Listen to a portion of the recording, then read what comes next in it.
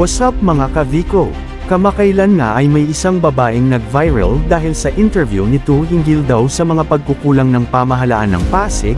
Panoorin natin ang ilang bahagi ng video mula sa The Journal Pasig. Hello po, anong barangay po tayo? Santolan. Mami, anong masasabi mo sa kasalukuyang pamumuno ni Mayor Vico? Sa akin, parang kulang na ngayon bandang huli, nagkukulang na siya. Nagkukulang yan, siguro sa dami naman din ng mga inaasikaso niya, ganyan.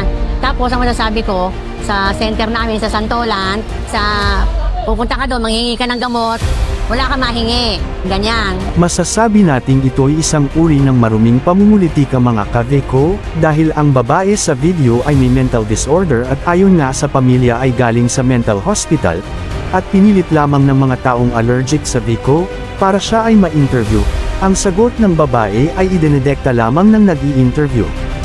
Ayon nga kay Secretary ng DSWD, maaari raw makasuhan ng paglabag sara, kung saan sinamantala nila ang ale para maisulong lamang ang kanilang black propaganda mga ka-Vico.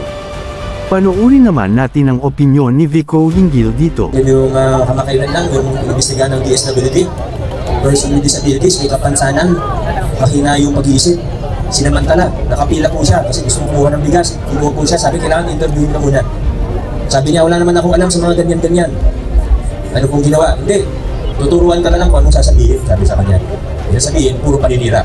Pero ang punto ko, malaki yung gastos sa ganyan. Totoo nga ang sabi Juan Kapitulo 10 versikulo 10. Dumarating ang magnanakaw para lamang magnakaw, pumatay, at manayra.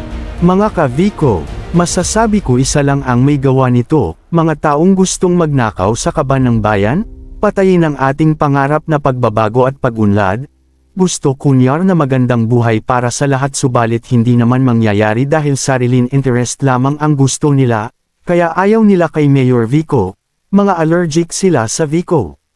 Kaya, tandaan ang aking paalala, walang perpektong gobyerno, ngunit kapag tapat ang namumuno tiyak ang pag-asenso. Don't forget to like, follow and subscribe mga ka-Vico.